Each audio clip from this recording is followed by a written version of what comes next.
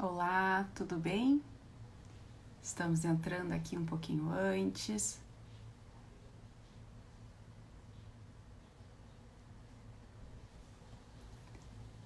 Verificando a conexão.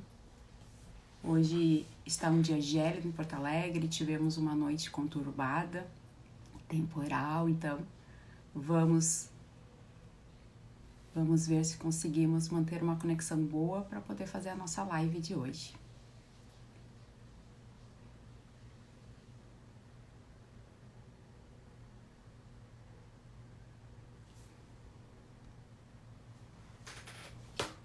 Um bom dia a todos. Daqui a pouquinho vamos dar início à nossa live de hoje. Vai estar conosco o Dr. Rafael de Paiva Canezin, que é procurador do Estado, conversar um pouco conosco sobre transação tributária.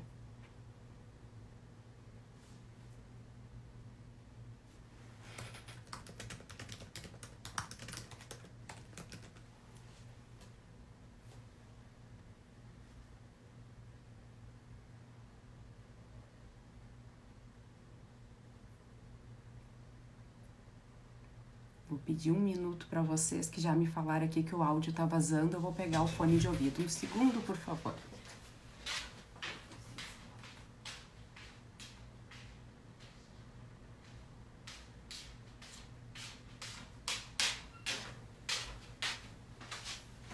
Agora sim.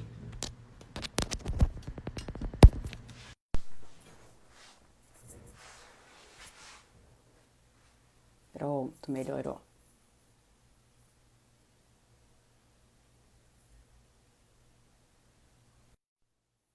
Já vou adicionar aqui o nosso convidado para a gente poder verificar a questão de conexão e dar início à nossa palestra de hoje, a nossa live palestra, porque 60 minutos é curto para o tanto que temos a conversar.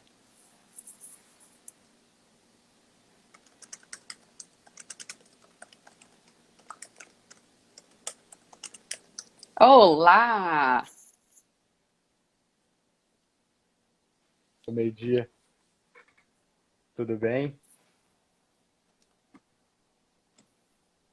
Olá, estou te escutando um pouco, tá falhando um pouquinho, mas acredito que logo a conexão se estabeleça. Eu estava falando que tivemos uma noite de temporal, então hoje a conexão não é das melhores.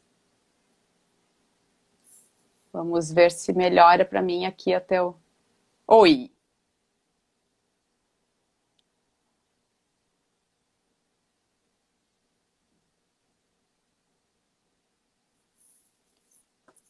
Doutor Rafael, me escuta?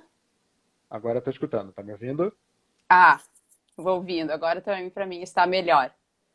Tá ótimo. Eu Consigo estava te dizendo, ouvir bem. depois de uma noite de temporal, estamos um pouco...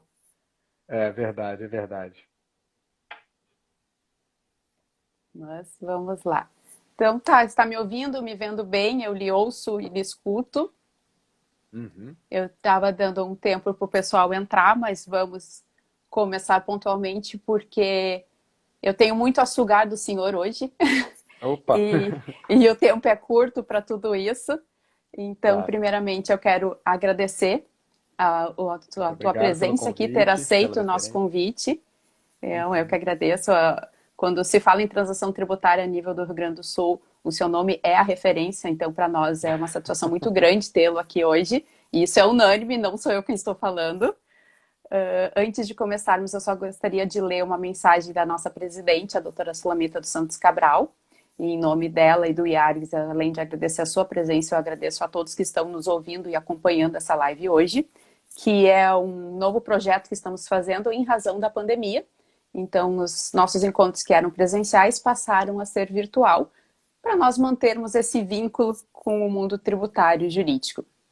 Então, a diretoria do IARCS, por sua presidente Sulamita Santos Cabral, saúda todos os participantes desta live e agradece ao senhor Dr. Rafael de Paiva Canezin por sua especial contribuição abordando o tema transação tributária. Essa live é de responsabilidade do Grupo de Estudos de Direito Tributário do IARCS. Lembramos que o site do IARGS, o blog, o Facebook, o Instagram e o canal do YouTube estão constantemente atualizados com uma variada programação especial online. As lives e videopalestras são todas disponíveis no canal do YouTube. Para acessar, basta clicar, faça pesquisa pelo nome do IARCS e clique em cima do Instituto dos Advogados do Rio Grande do Sul.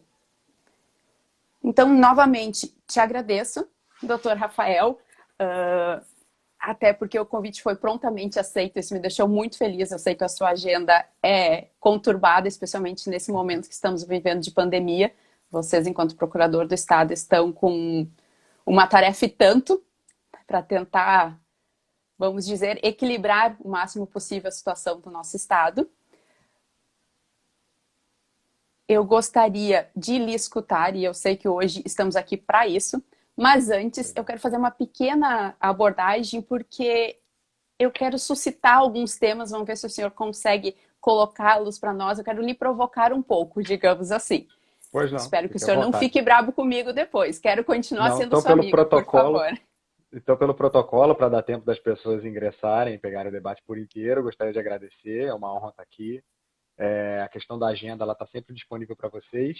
Em tempos de pandemia, a gente já não tem mais agenda. Quando a gente já não está fazendo as partes fisiológicas e atenção básica à família, a gente está trabalhando, seja ela a hora que for. Então, sempre que necessário, é um dever nosso, até de ofício, esclarecer a população, aquilo que a gente vem fazendo, as faculdades que o Estado pode disponibilizar para a regularização tributária. Então, gostaria de realmente enaltecer a iniciativa de reavivar esse tipo de debate e agradecer enormemente o convite. Nossa, que agradecer, Mia. E acho que vale falar que vocês estão sempre à nossa disposição. Quando até questões de dúvidas, vocês sempre estão prontos a nos atender, e é muito bom ter esse canal aberto. Dever de ofício. Agradecemos. Bom, doutor, nós viemos de um mito histórico onde se acreditava que a indisponibilidade do interesse público era incompatível com a transação tributária. E durante muito tempo se disse, porque o fisco não pode compor, o fisco não pode conciliar, o fisco não pode transacionar. E aí começou até aquelas ideias de, então, vamos implantar atos normativos para possibilitar essa transação, porque a transação, na verdade, ela é favorável não só para o fisco, mas também para o contribuinte, que em alguns casos específicos necessita dessa transação para colocar suas contas em dia. O CTN, lá no artigo 171, já prevê a questão da transação tributária, mas esse artigo, de fato, nunca havia sido regulamentado. Ao menos é o que grande parte da doutrina suscita. O artigo 171 prescindia de regulamentação e, por isso, ele não podia ser utilizado. No ano passado, nós tivemos a MP do contribuinte legal, que foi revertida em lei, a qual veio com o condão de regulamentar esse artigo 171 do CTN. A PGFN, ela então lançou a modalidade definida como transação excepcional, concedendo benefícios para quitação de dívidas inscritas em dívida ativa, então utilizando-se o meio da transação tributária. No entanto, aqui no Rio Grande do Sul, nós já temos uma lei bem mais antiga, né? A lei 6573 de 73, que, salvo melhor engano, foi no ano de 2000, que incluiu o capítulo sobre transação tributária.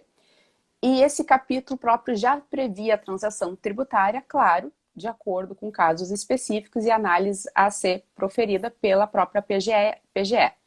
Mas há um entendimento aqui no Rio Grande do Sul, e eu sei até que a PGE tem um parecer favorável nesse aspecto, que esse diploma legal estadual, a Lei 6573, ela por si regulamenta o artigo 171 do CTN, e que, portanto, não precisaria aguardar uma lei federal para se utilizar a transação tributária.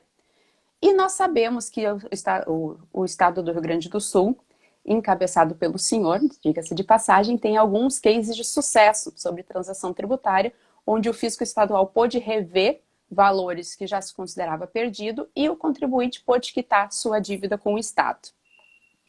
Hoje nós estamos num estado de excepcionalidade.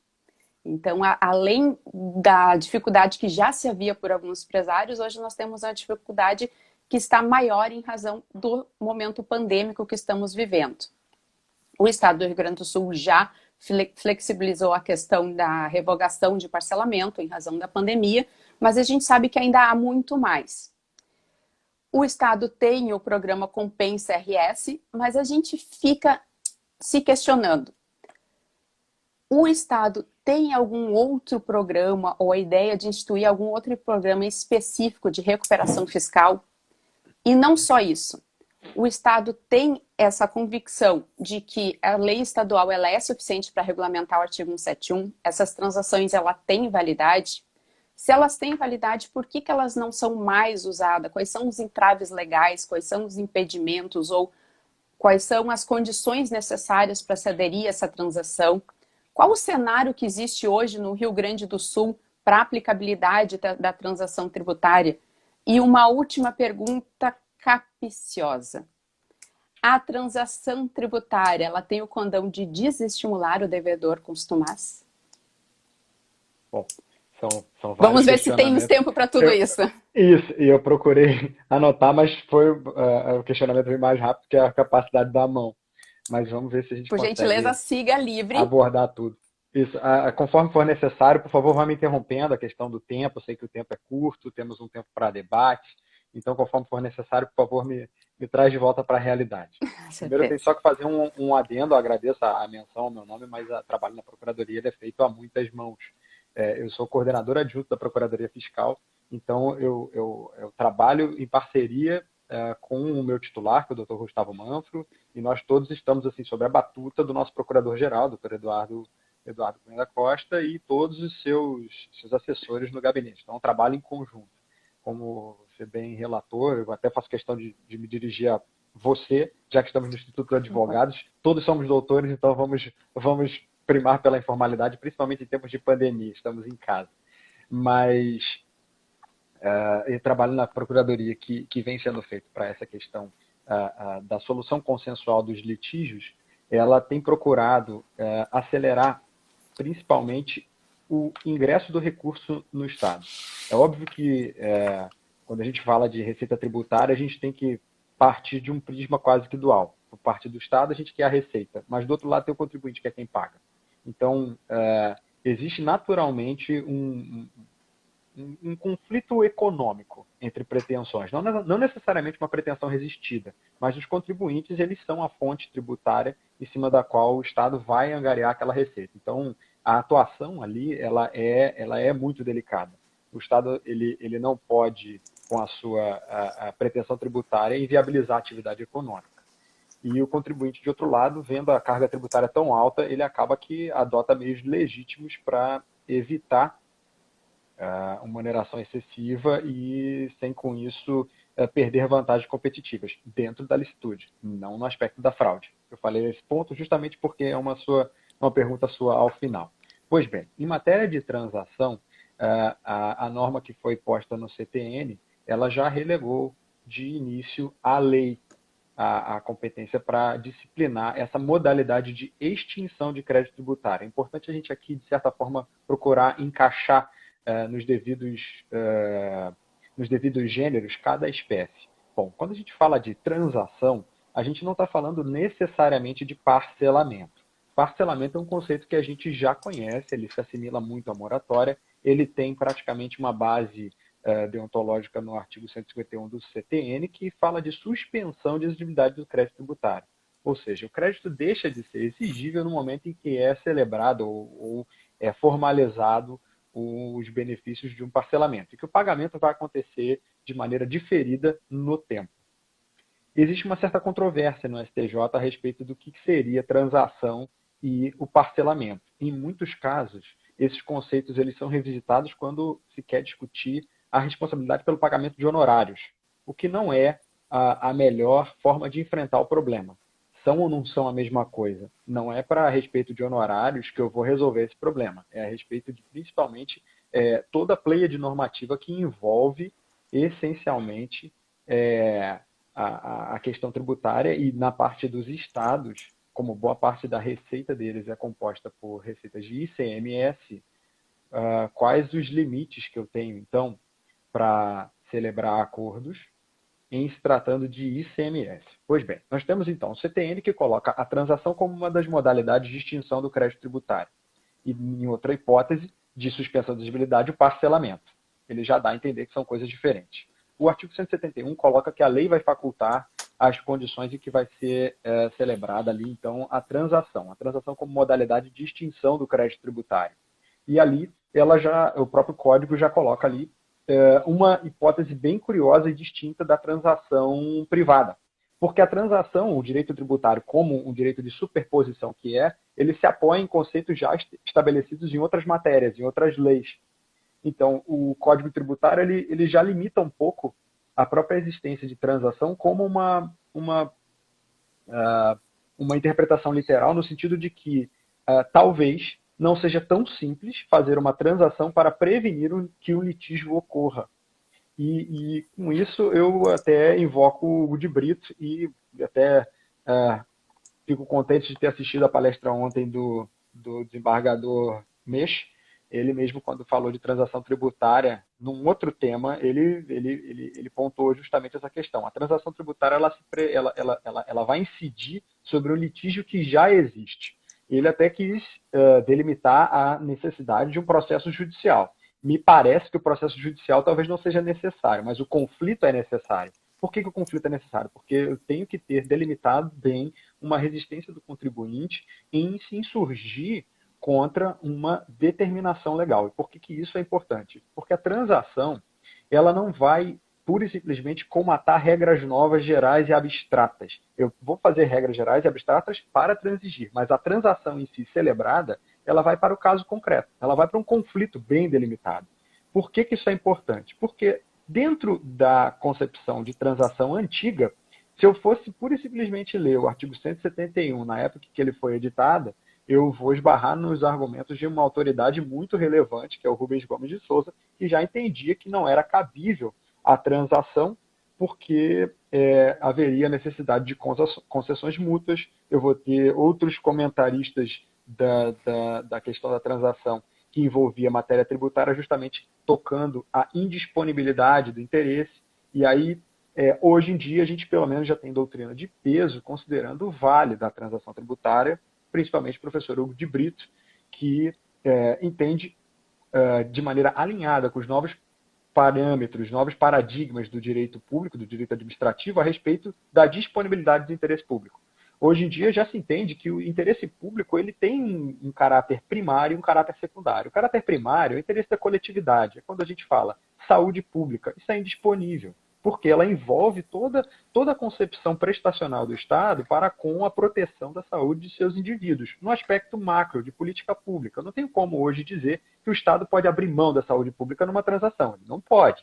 Mas quando eu falo que saúde pública tem a ver com interesse público, eu tenho que pensar que dentro do interesse público eu tenho uma parcela disponível. O patrimônio público, ele não é pura e simplesmente uma disponibilidade do gestor, no sentido de que quando ele gasta, ele ali está violando a indisponibilidade do interesse público. Não, o gasto é importante. A saúde pública, ela se concretiza com gastos públicos. O pagamento de servidores é feito à custa de recursos públicos. Então, o caráter patrimonial do interesse público, ele tem um grau de disponibilidade. Ele não tem a liberalidade do interesse particular, mas ele pode entrar numa esfera de disponibilidade, principalmente quando essa despesa, esse gasto, envolver o interesse público primário. E eu faço até questão de relatar aqui uma passagem do livro do professor Hugo de Brito, disponível, porém, por o Estado, no sentido de que este titular do patrimônio público pode normalmente dispor, desde que quando pelos meios adequados, para a proteção do interesse público, vale dizer, atuando pela via legislativa e para a realização dos fins públicos. Então, a lei ela poderia prever uma hipótese de transação, e a nossa lei estadual prevê, eu vou comentar mais à frente, que isso está previsto de maneira genérica nos artigos 114 a 121, e principalmente nos artigos 130 a 133, que é a Lei 6537, e ela se destina, então, a efetivamente a prever a possibilidade de o Estado abrir algumas concessões, porque em determinados casos é vantajoso que ele faça a extinção do crédito tributário pela transação. Agora, quais os limites que a gente tem se tratando de ICMS? Bom, a gente tem necessidade de lei complementar para uma série de questões. E a gente, até em matéria de matéria tributária, a gente tem que respeitar o princípio da legalidade, está previsto no artigo 150, inciso 1. Então, dependo efetivamente de lei, uma autorização legal para tratar para tratar as questões tributárias em ICMS. Eu vou depender do artigo 152, que fala da isonomia tributária. O tratamento desigual é vedado entre contribuintes em igual situação jurídica. Então, hoje em dia, se eu for fazer uma transação, eu não posso pura e simplesmente pensar que eu vou extinguir logo esse processo desse jeito. Porque eu posso ter um processo similar correndo numa outra vara, numa outra comarca, ou mesmo até do mesmo contribuinte na mesma vara, em que, já que eu estou fazendo uma medida num processo, eu tenho que ter um caráter legitimador para eu agir da mesma maneira num outro processo ou não agir dessa forma num outro processo, porque eu teria que ter caráter de desigualdade. Então, hoje em dia, a transação, ela no estado do Rio Grande do Sul, ela é adotada com muita cautela. Muita cautela, porque esses parâmetros em que estão inseridos o determinado crédito que pode ser objeto de transação, eles vão nortear, quase que de maneira vinculada, uma certa atuação do agente em outros créditos de maneira similar. Então, hoje em dia, eu não posso dizer que a transação, do jeito que está prevista na 6537, me legitima a celebrar a transação quando o agente público quiser. Não funciona assim. Principalmente se tratando de ICMS, eu tenho também que obedecer aos limites constitucionais para alíquotas. Eu tenho alíquotas mínimas, alíquotas máximas, alíquotas interestaduais. Então, não vou fazer uma transação que vai mexer na alíquota. Por isso que eu digo, a transação ela vai mexer em caráter muito específico do caso concreto. Ela não vai regular de maneira abstrata todos os casos. Ela vai regular o caso concreto. Por quê? Porque em alguns casos há o que a doutrina processualista chama de conflito de identidade. O contribuinte tem para si um entendimento que não incide uma determinada regra jurídica ou que incide uma determinada regra jurídica. De outro lado, o fisco tem para si um entendimento de que, naquele caso, a razão deontológica é outra. E incide quando o contribuinte diz que não incide. Ou o fisco vai dizer que não incide quando o contribuinte diz que incide. Então, há uma crise de identidade. Incide ou não incide? Agora sim, eu tenho um conflito. Delimitada essa questão, seria possível, então, o uso da transação quando a lei formal autorizar. Lógico, eu tenho que ter muito cuidado, porque eu não posso utilizar a transação para, pura e simplesmente, disciplinar um regime geral de compensação. Só a lei complementar pode tratar disso. E também não posso usar a transação para estender isenções, incentivos ou benefícios fiscais, porque só a lei complementar pode fazer isso, e não só a lei complementar. A lei complementar vai regulamentar a forma pela qual os estados vão conceder isenções, incentivos e benefícios. Trata efetivamente do CONFAS. Então, o CONFAS ele tem atribuição para, de maneira geral, em matéria de ICMS, prever a exoneração. Não poderia, então, numa transação, o Estado alargar benefícios. Nós temos um certo problema com isso. E temos problemas, inclusive, que o próprio judiciário se impõe esse dever de autocontenção. Eu tenho a jurisprudência pacífica do STJ no sentido de, abre aspas, a impossibilidade de um intérprete em estender benefício fiscal à hipótese não alcançada pela norma legal.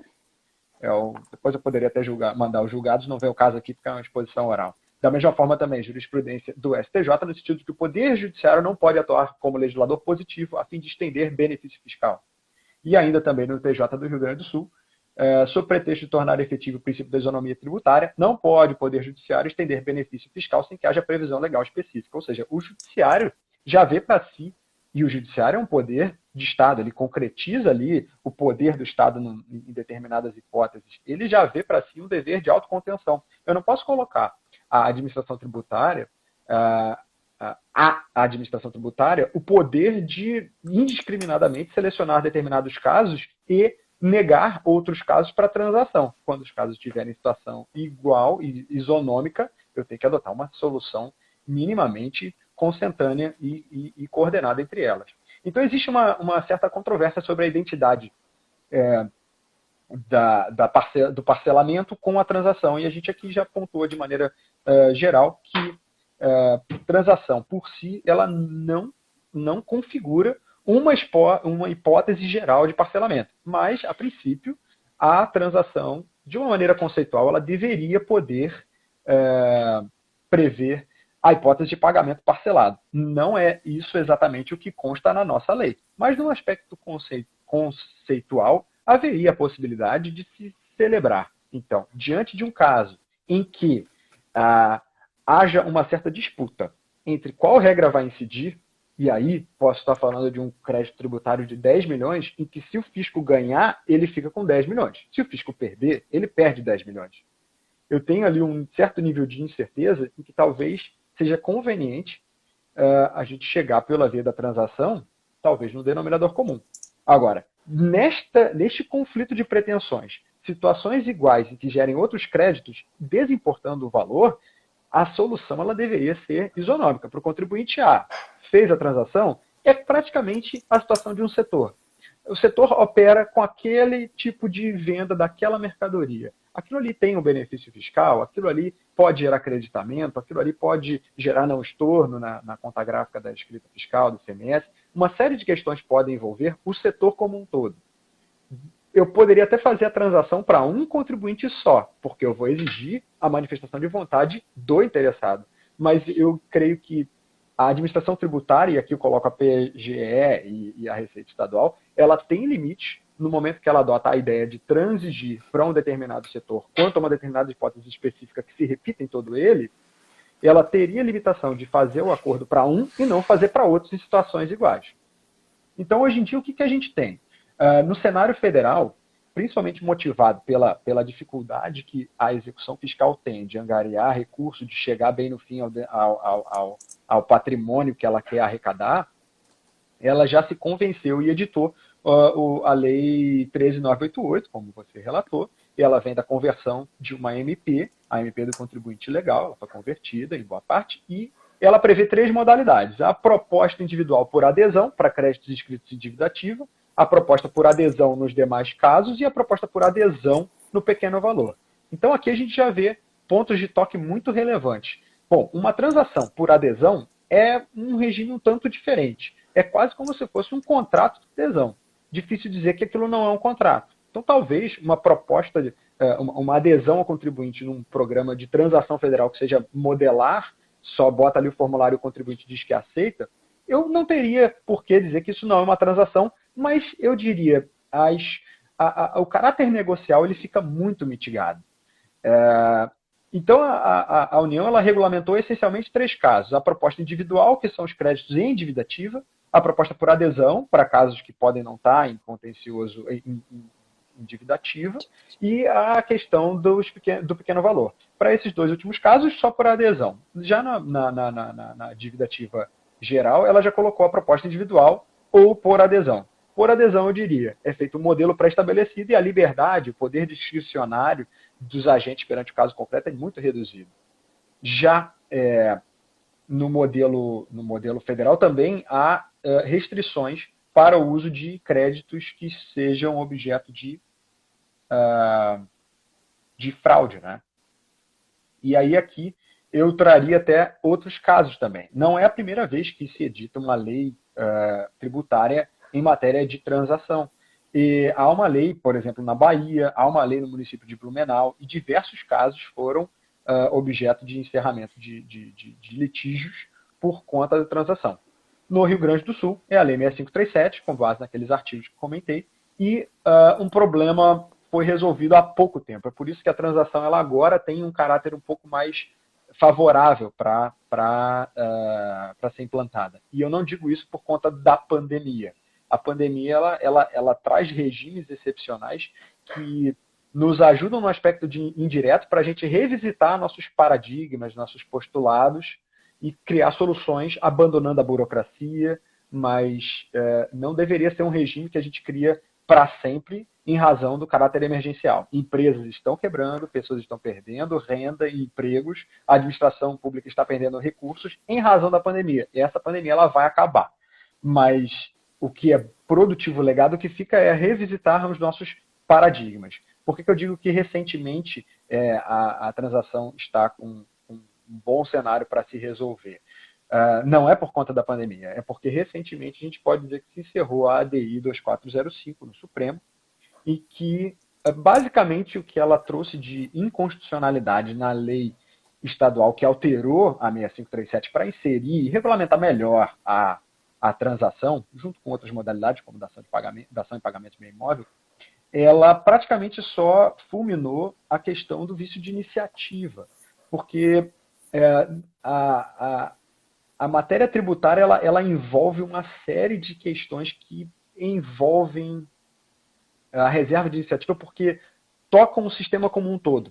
E não estou aqui defendendo que para a matéria tributária apenas o chefe do executivo pode tratar, mas essa lei ela acabou por determinar competências de autoridades administrativas e nesse ponto ela foi fulminada, mas a transação como um todo não foi.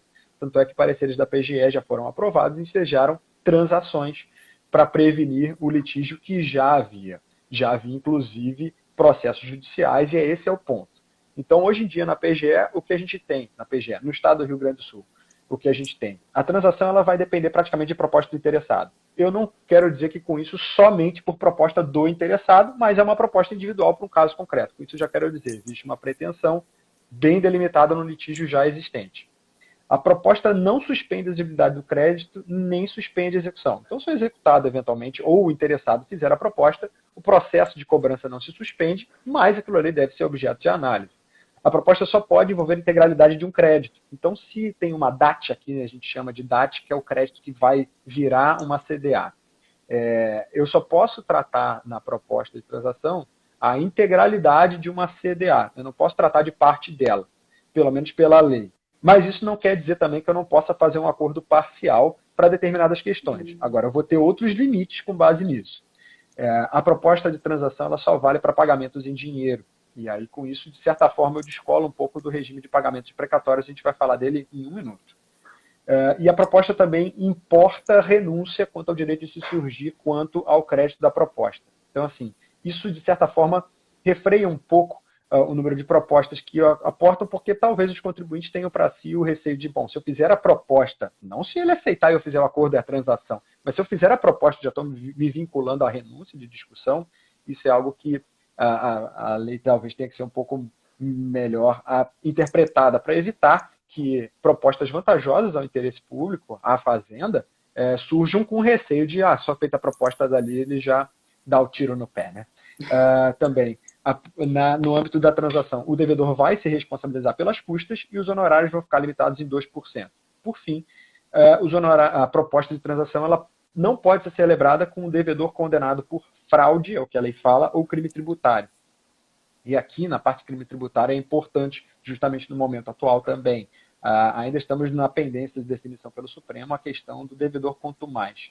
E nós temos problemas bem crônicos nessa matéria, porque em se tratando de direito penal, o que não é bem a minha praia, a segurança dos conceitos ela exige muito mais uma previsão expressa em lei do que pura e simplesmente um rótulo que a gente às vezes coloca, como por exemplo, uma situação de um sujeito não pagar 3 exercícios do tributo. Ele por isso é devedor quanto mais. Hoje no Rio Grande do Sul, por exemplo, nós já temos uma lei que estipula o que é o devedor quanto mais. Para incluí-lo nessa situação,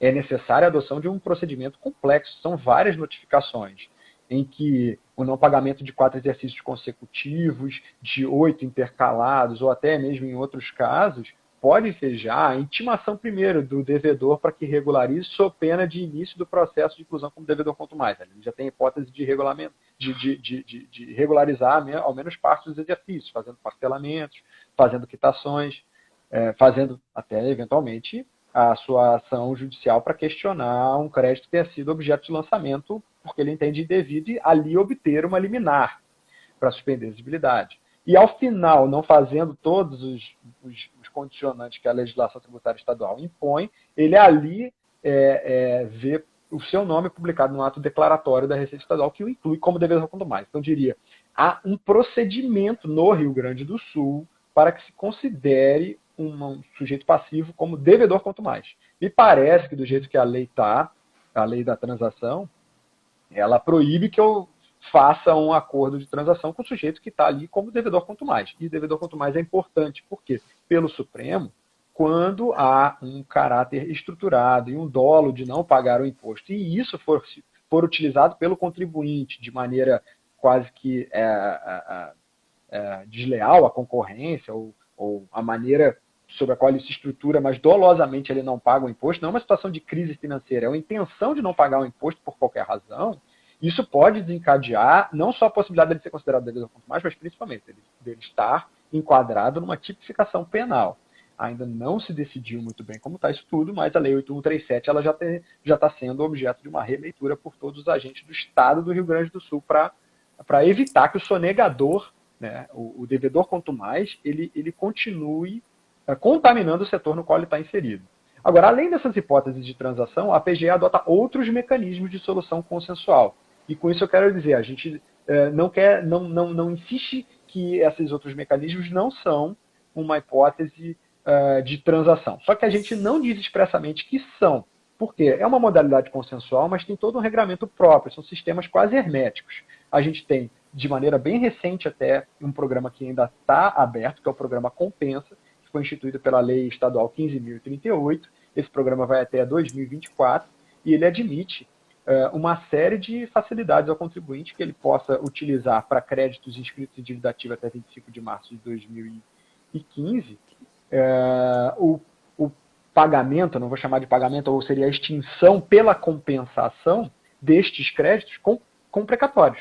É lógico, os precatórios têm uma série de questões muito específicas sobre a validade da operação para aquisição, a habilitação e principalmente as certidões que vão conferir, digamos assim, de maneira sucinta, uma certa segurança de que aquele crédito é, sim, do devedor. Não precisa ser precatório original. Ele pode ser um precatorista derivado. Ele comprou aquele precatório de um outro devedor, mas ele vai ter que trazer as certidões e aí esse programa funciona muito bem. Porque o contribuinte, ele até 85% da dívida que ele está trazendo para o compensa, ele pode pagar com precatório. Ele compra o precatório no valor mais baixo. Então, ele já consegue, digamos assim, baratear o gasto da regularização tributária.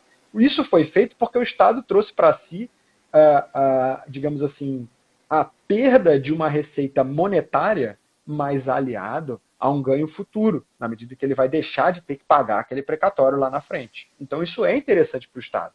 Vejam, é quase que uma concessão recíproca, não é? É quase que um modelo de adesão, mas não chamamos disso de transação. Justamente porque a gente quer evitar problemas que a transação em si sempre teve, desde a época lá de trás, quando se falava que o interesse público é indisponível e por isso eu não posso fazer transação. A gente não está dizendo que hoje ele é disponível, mas tem uma certa distinção entre o grau de indisponibilidade que existe ali. Além das hipóteses de pagamento do compensa, nós temos a penhora de faturamento.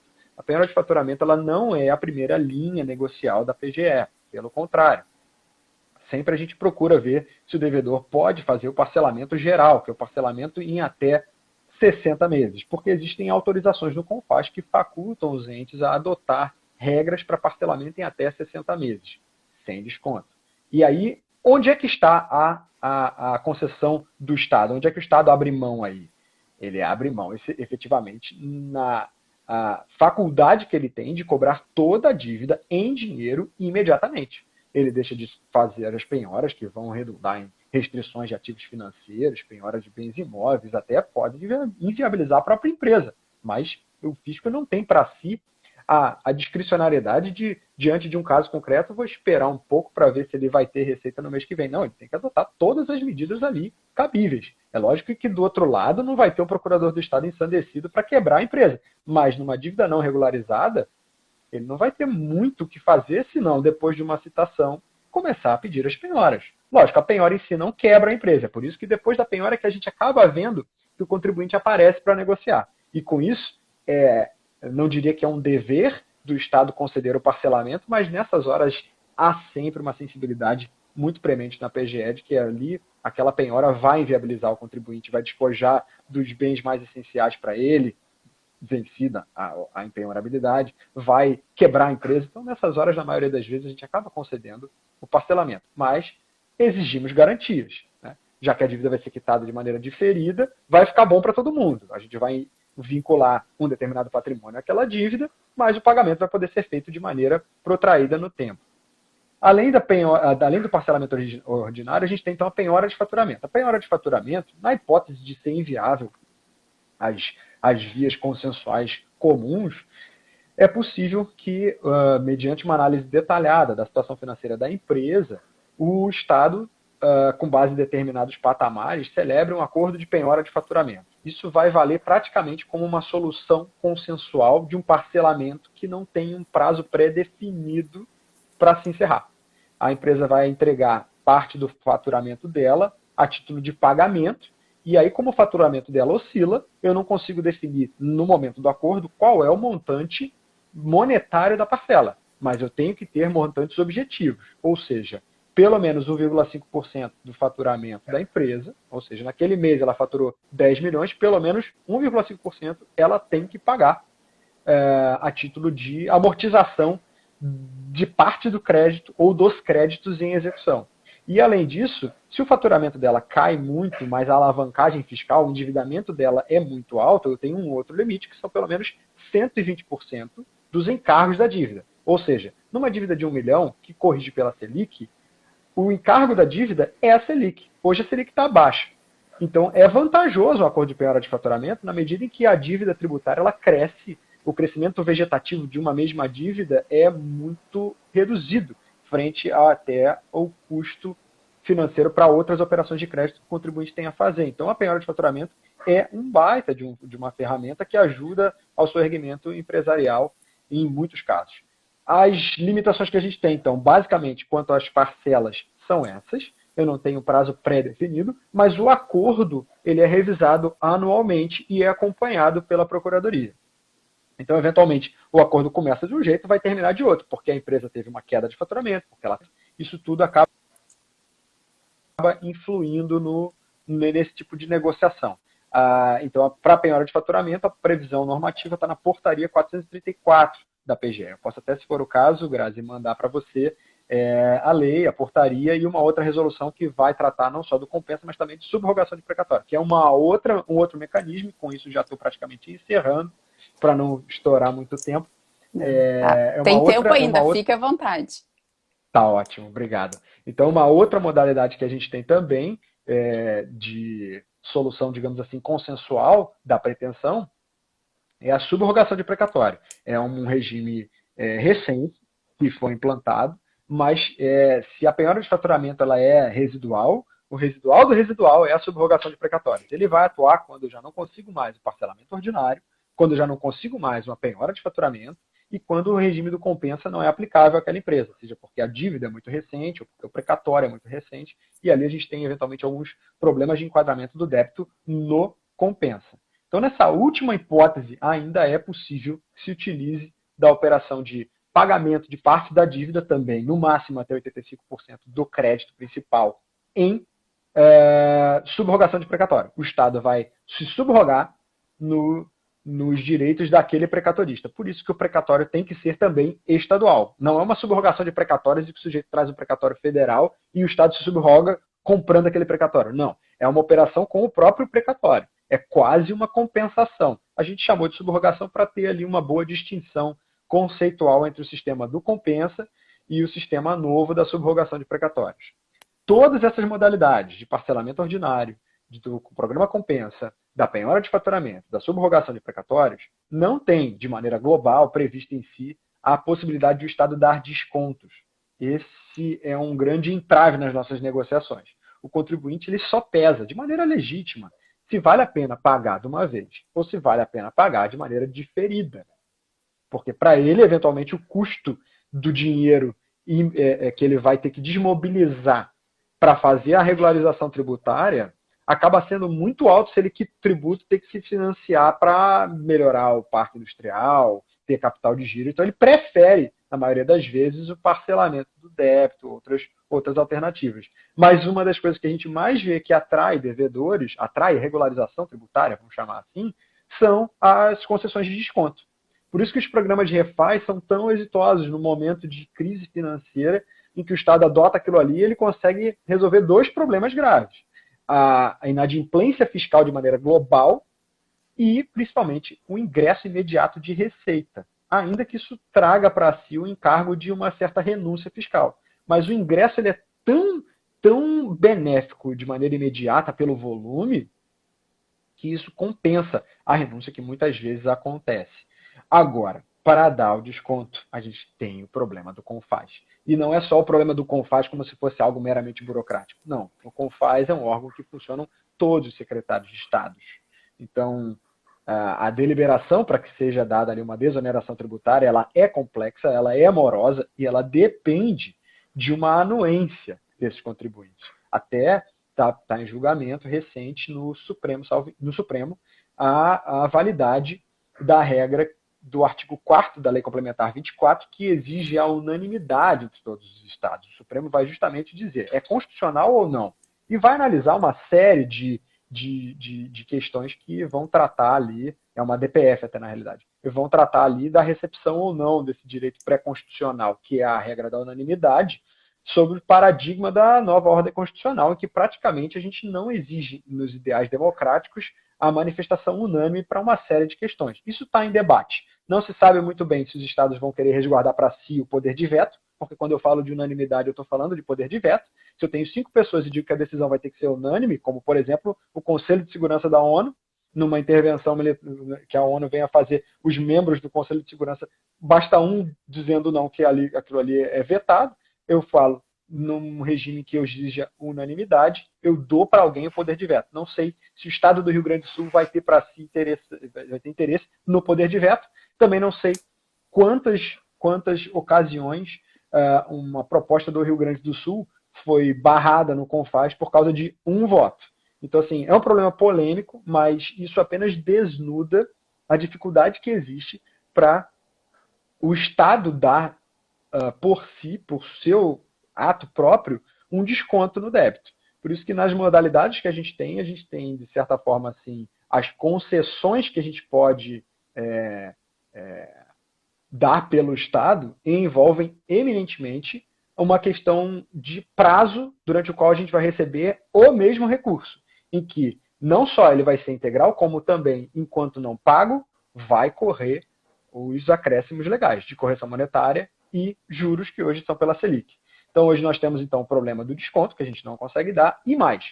Na transação, ela tem um problema, e agora eu volto àquele momento inicial conceitual, de ter ali, de fato, uma crise de identidade. Eu tenho uma dificuldade, de certa forma, grande para adotar de maneira padronizada eventuais desenquadramentos ou desclassificações. Porque o fisco, quando ele lança, ele constitui o crédito aplicando a lei abstrata a um caso concreto. E ele vai dizer, aqui tem uma infração qualificada, que dá uma multa de 120%. Eu sei que o Supremo não comprou a tese de que é válida uma multa de 120%. Mas, fato é que o agente fiscal, no momento em que produz ali o auto de lançamento, ele identifica a ocorrência no mundo fenomênico, no mundo material, uma infração grave bastante para eu aplicar uma multa qualificada. Não estou dizendo que é válida uma multa de 120%, mas eu estou dizendo que incide uma multa qualificada. Eu tenho uma certa dificuldade, enquanto agente público que atua no meio de tantos atos administrativos praticados por inúmeras autoridades, que uma autoridade entre na esfera de competência da outra de maneira tranquila. Não estou dizendo que não pode, muito pelo contrário, é um dever do órgão de representação judicial, controle de legalidade da dívida ativa, é para isso que serve a inscrição de dívida ativa. Nesse procedimento de inscrição há um controle de legalidade da dívida, mas principalmente eu tenho uma certa dificuldade de dizer que em todo caso basta haver uma proposta para que um agente público possa desqualificar fatos que um outro agente público acabou por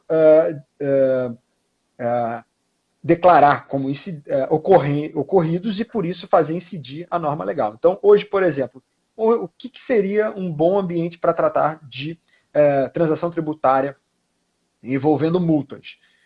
No lugar de desqualificar a multa, de qualificada, que dá uma multa de 120%, para básica, que seria de 60%, seria interessante a gente poder limitar esse patamar de multa de 120% a 100%, que foi o que o Supremo aceitou. Não é válido a multa que supera 120%. Com isso ele está dizendo, a multa de 120% do Rio Grande do Sul, ela tem um certo problema quanto ao excesso de 100%. Então hoje seria interessante uma transação em que o contribuinte chegue para a PGE e diga, olha, eu fui autuado aqui, houve uma glosa na minha escrita fiscal produzida um auto de lançamento que diz que eu não recolhi 200 mil. Agora, eu tomei uma multa de 120% desse montante. Ou seja, eu tomei mais 300 mil, porque 300 mil foi o que eu deixei de pagar de imposto. A minha multa, ela é maior que o próprio débito do imposto. Ela é de 300 mais os 20%. Me parece o cenário adequado a gente poder sentar para conversar sobre esses 20%. Porque para o Estado também não é vantajoso, pelo cenário jurisprudencial que a gente tem, sentar para defender que a multa de 120% é válida. Porque, reiteradamente, a jurisprudência já disse que não é nos 120. O que excede 100% não é válido. Então, o Estado já sabe para si que ele vai perder 20% da multa. Se eu tenho principal mais 120, é quase como se eu estivesse dizendo que só 10% desse crédito total estão em discussão. Vamos exemplificar. Se o imposto era de 100, a multa vai ser de 120. Ou seja, 100 mais 120, 220. O problema está só nos 20, que é o mesmo que 10% do crédito. Então, se o problema de 10% do crédito pode ameaçar que eu receba todo o crédito, ou seja, por 20 eu vou deixar de receber 200, eu vou discutir isso em juízo.